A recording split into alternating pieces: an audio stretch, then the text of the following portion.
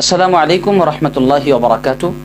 অত্যন্ত আশ্চর্যের সাথে বলতে হয়, সারা দেশে যেই পরিমাণ শিশু নির্যাতিত হচ্ছে, সারা দেশে যেই পরিমাণ মা বোনরা ধর্ষিতা হচ্ছে, এটার প্রতিকার হিসেবে বর্তমান এবং ইতিপূর্বের রাষ্ট্রযন্ত্র কখনো সুন্দর কোনো সমাধান দিতে পারেনি। মূলত বিষয় হচ্ছে, আমরা সবসময় গণতান্ত্রিক অধিকারে আমরা সমাধান খুঁজি।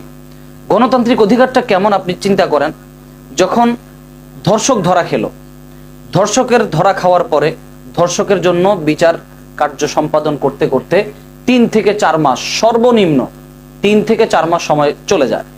আর এর মধ্যে 3 থেকে 4 মাস সময়ের মধ্যে কত মানুষ, কত নতুন ইস্যু, কত কিছু নতুন করে তৈরি হচ্ছে।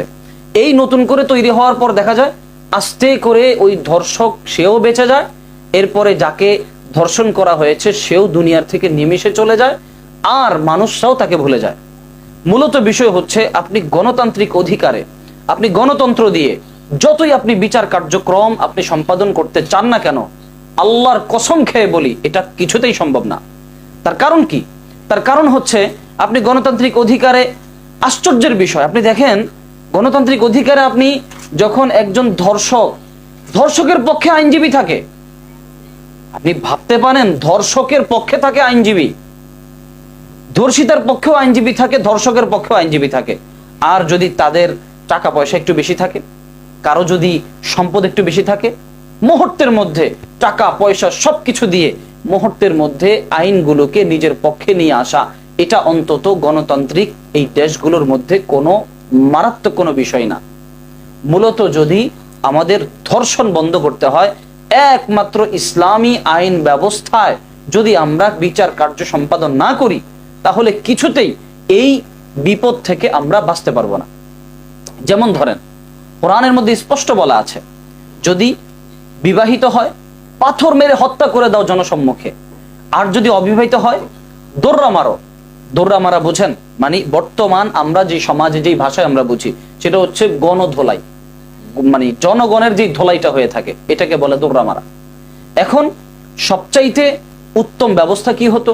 ইসলাম যেটা বলেছে, ধর্ষককে জনসম্মুখে আনতে হবে, জনসম্মুখে সবার সামনে ধর্ষকের কল্লাকে উড়িয়ে দিতে হবে। যখন জনসম্মুখে ধর্ষকের সামনে, যখন জনসম্মুখে এই ধর্ষককে আপনি শাস্তি দিলেন, তার গলা কেটে দিলেন, প্রত্যেকটা ধর্ষক, প্রত্যেকটা নরপিচাস, প্রত্যেকটা পুরুষ নামের কলঙ্ক যারা আছে, তারা চিন্তা করবে, খবরদার ধর্ষণ যদি করতে যাই, পরের দিন কিন্তু আমারও কল্লা থাকবে না। মূলত আপনারা যতই দৌড়ান, যতই গণতন্ত্রের পিছনে দৌড়ান না কেন, যতই আপনারা মানুষের তৈরি নিয়ম তান্ত্রিকতার পিছনে আপনারা দৌড়ান না কেন, আল্লাহর কসম কখনো আপনারা সমাজে শান্তি আনতে পারবেন না।